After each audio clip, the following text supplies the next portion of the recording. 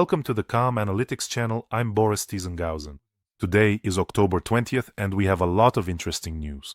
In this episode, drones are striking Russia's gas giants, and Kazakhstan is expressing concern for Russian factories, but not for the bombed children's homes and hospitals in Ukraine.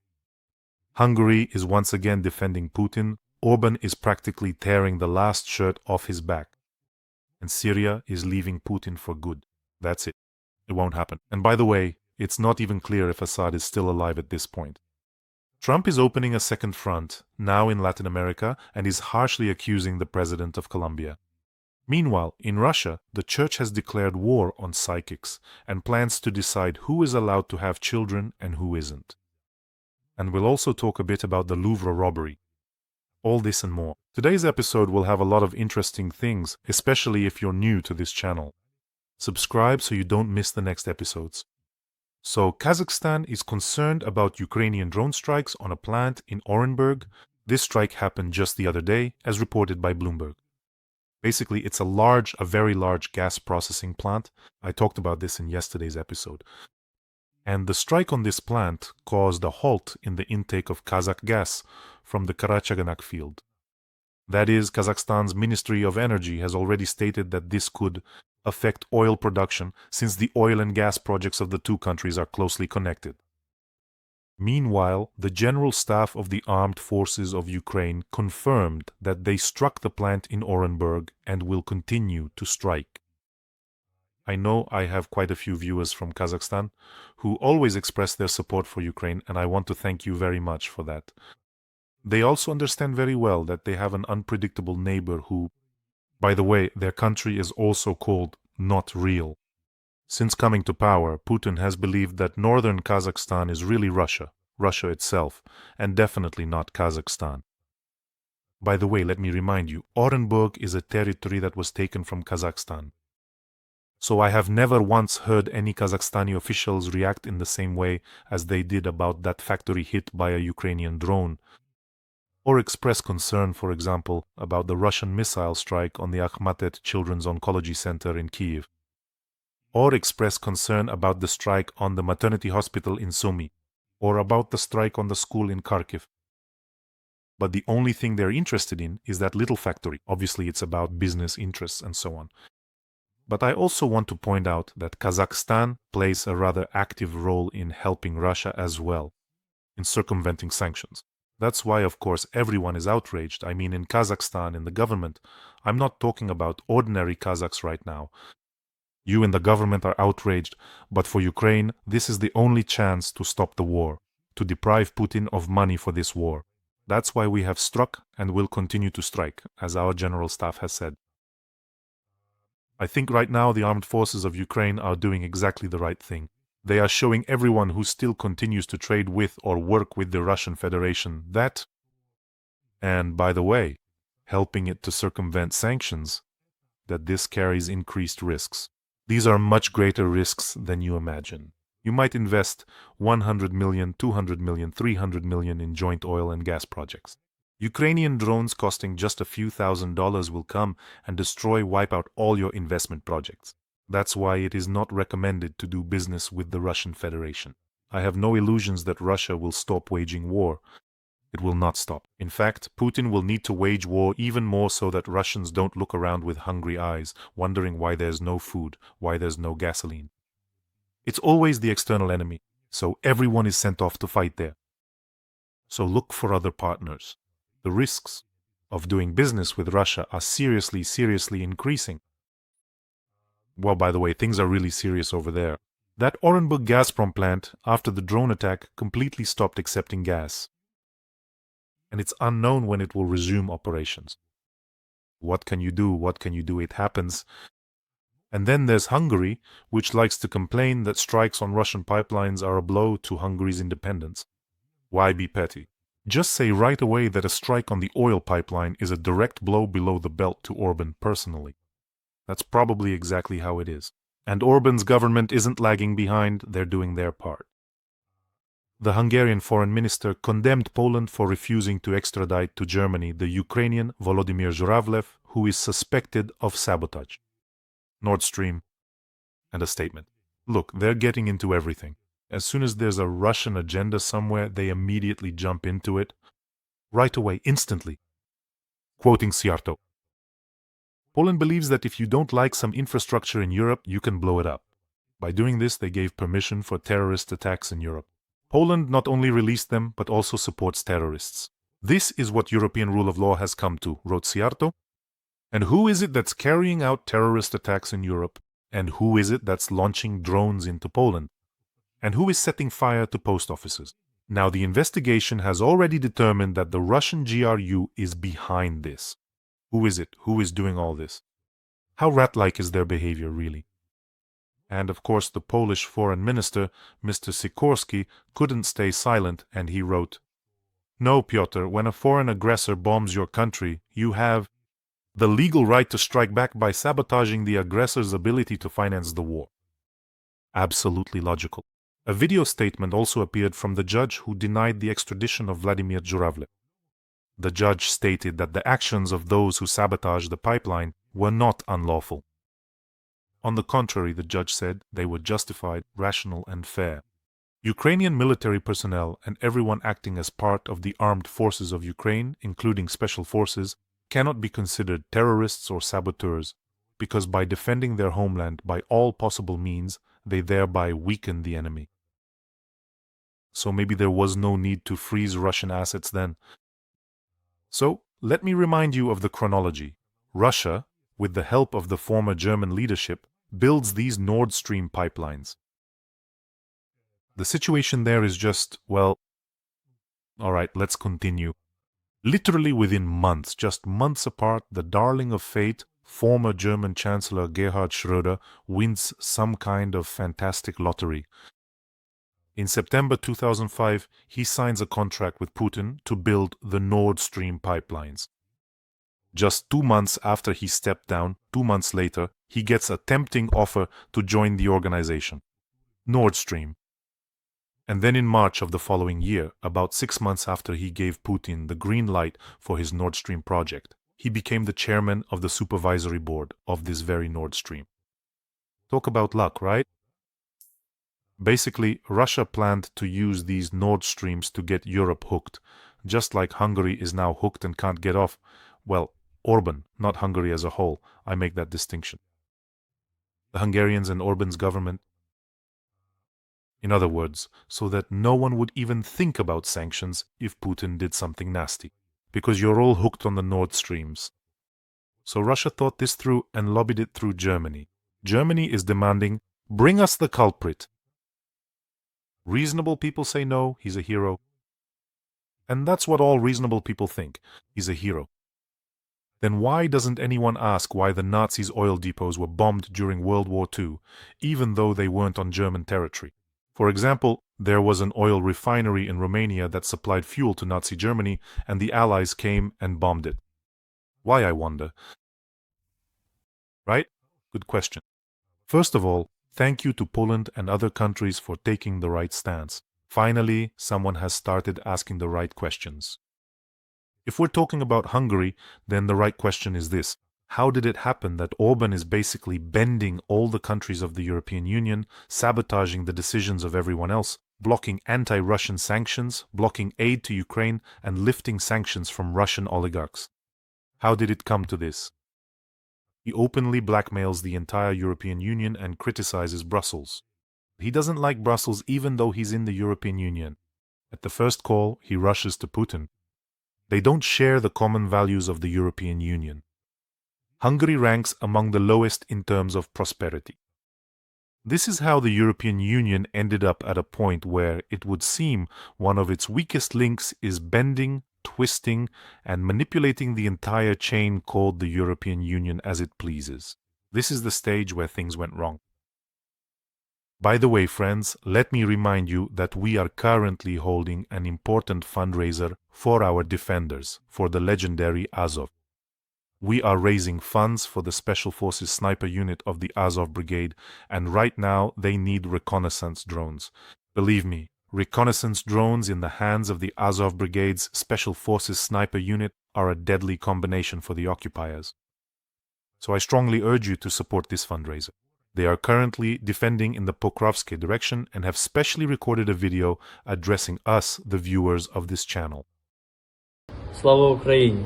Ми загін снайперів спеціального призначення бригади Азов. Звертаємося до Бориса Тизенгаузена та його спільноти за допомогою. Для виконання спеціальних задач наш загін потребує розвідувальних дронів. Будемо вдячні кожному і кожній. Слава нації! Azov is a legend. Only the occupiers get uneasy at the mention of Azov. So friends, I ask you to support the real heroes. The link to the fundraiser is in the description of this video. There's Mono, Private, and PayPal for those who want to help from abroad. To each of you personally, I see everyone, and I want to say a huge thank you from myself and from our defenders. Thank you for supporting Ukraine. And if for some reason you don't see it, maybe some other channel put up the video in the description. I specifically made a QR code that leads to this fundraiser. I was really curious to see how the visit of the new Syrian president to Putin would end. As we expected, basically, with nothing. In other words, Putin was unable to reach an agreement with Syria regarding Russian military bases. Basically, he couldn't because Assad didn't want to hand them over. And he didn't want to hand them over because no one really knows where he is or what's happening with him. Putin definitely wasn't planning to hand over Assad, for one thing. It really is unclear how he's doing over there.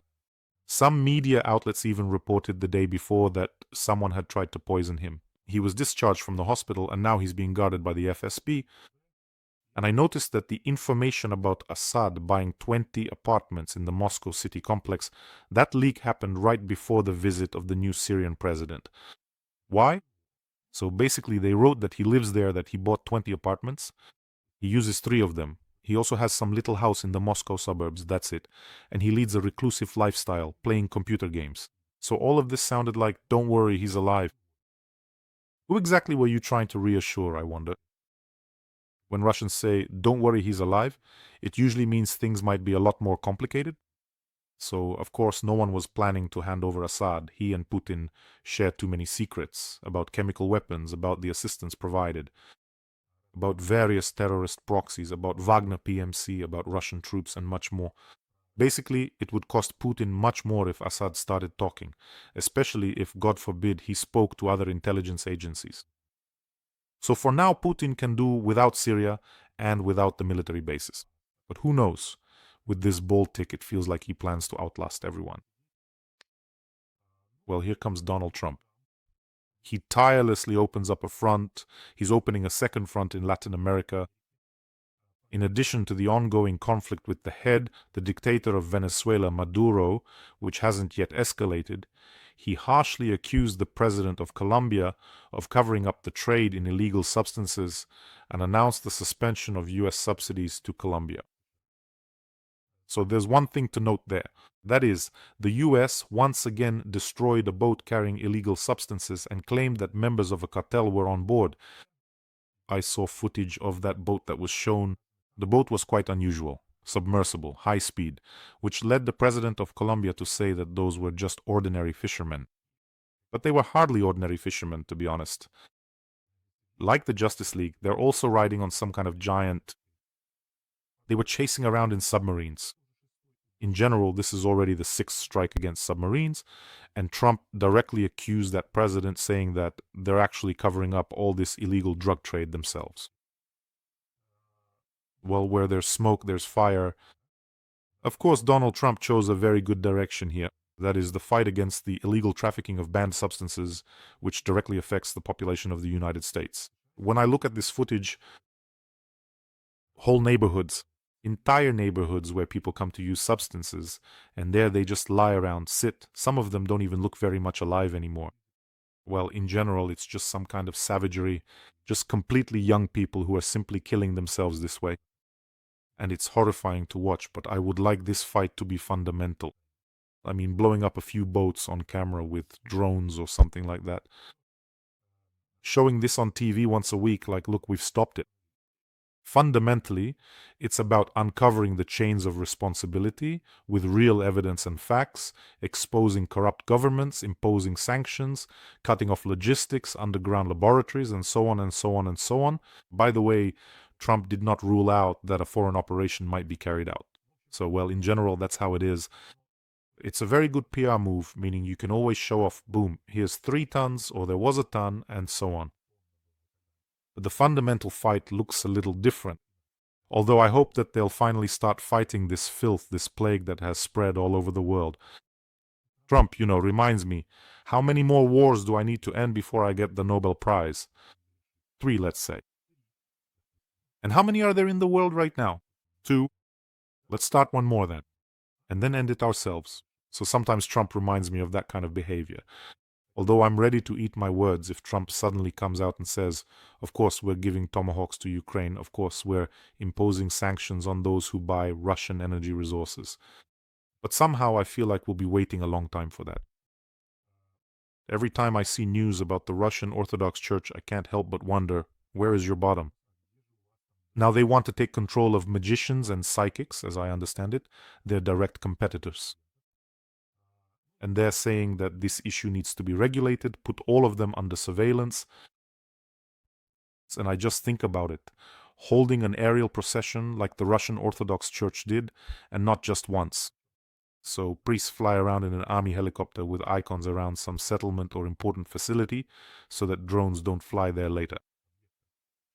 That for them is perfectly normal. But to predict something with cards? No, that needs to be put under control. But blessing ballistic missiles, weapons, calling the war against Ukraine sacred like Patriarch Kirill did, that's normal. But sitting next to that Chinese ball with lightning inside and, selling people on the future, that's already considered evil. Yeah. By the way, their church has gotten so actively involved in politics, and now its main focus is to get Russians to have more children for Putin, for future wars. In other words, to have more babies. They just don't know what else to come up with. Patriarch Kirill is already planning to write letters to everyone who gives birth. Also, by the way, they're now pushing an initiative that a man must also give consent for a woman to have an abortion or not. In other words, they want to legally require that without a man's consent, a woman can't terminate a pregnancy. How is that supposed to work if a crime has occurred? If it was forced? Are you supposed to get permission from the maniac in prison or something? I don't really... Although, why would they care? They've already... From prison, all of them. They pulled everyone out and sent them to the front, and then they come back as heroes. So here they are, back heroes. Basically, everything is heading toward the next stage, where the next person to give approval will be some priest, who will decide how you should live, how many children you should have, and tell you you're not doing enough. 2 kids, not enough. So tomorrow you quit your job, stop your education, women don't need that, just like one priest recently said. And that's it. You'll be giving birth, fulfill the state's quota, and only then can you focus on your career. That's where they're heading with all this. That's exactly where they're going. The Taliban banned education for women, and that's it. Just give birth. In fact, you can't even leave the house alone. All you can do is sit at home and keep having children. Amid all this news, the number of people wanting to move to Russia from abroad has dropped 3-fold. I'm actually curious, who are these people? Recently they were deporting all sorts of Russian world enthusiasts from the Baltic countries. Maybe it's them? Maybe they're counting those people as wanting to move. But for some reason I've seen footage of people crying when they're sent back to Russia. How can that be? If someone from a normal country with a decent standard of living wants to move to Russia, then great, don't stop them. It means your country is cleansing itself of something, and you'll have fewer people inviting the Russian world into their midst. All the cases I know of where families from the US or Europe moved to Russia ended badly. In one case, the father of the family was sent to war. Someone lost all their savings, someone wanted to start a farm there, but that didn't work out. You're in Russia. What farm are you talking about? Goodbye. The only one who, let's say, feels fine in Russia is Steven Seagal. By the way, I never really liked him even as a kid. Such a sellout went to Russia and says things for Putin like, I could die for him, but not now, maybe some other time. I never liked his movies since childhood, because all those films like Under Siege or The Siege, On Deadly Ground, The Trap, In the Trap, they were all just the same. He gave people a false sense of confidence. that you could just wave your hands around like that and supposedly beat someone. Everyone who believed in that would end up getting punched in the nose out on the street, and that was that. So Steven Seagal ruined a lot of childhoods. And also about the Louvre robbery, I had mixed feelings about it. I've been to the Louvre twice, actually. And on the one hand, there are so many movies being made about all this now. Arsène Lupin, some Ocean's 11 type stuff, Steven Seagal and so on. They're making all these films now about these cool heists. And when you watch it on screen, wow, they're so clever. Look at all the things they can do, how they fooled everyone. And then you think, well, this is basically the same thing, just like in the movies. This was like real life Hollywood right here. They pulled off the heist with a getaway ladder in 7 minutes, changed into museum security uniforms. In general, they pulled it off very professionally, broke in. But then you read the details, like, for example, one of the pieces of jewelry broken was thrown away. So these were Napoleonic jewels. And you think, well, obviously they must have then, obviously you can't just sell jewels like that. They probably ended up in some private, super private collection somewhere. But they could just melt them down and take out the stones, and that's that. And you think, well, in movies it all feels different somehow. But in general, taking what doesn't belong to you is not recommended, neither in movies nor in real life. And let's remind that bald-headed jellyfish for whom Ukrainian soil will become a bone in the throat about this. Believe me, Ukraine will be the nail that pins that vampiric creature in its coffin so it never gets out again. And as for you, friends, take care of yourselves and your loved ones. Subscribe to the channel, don't forget. And let's support Azov. The link and details are in the description of this video. Wishing us all a peaceful day and glory to Ukraine.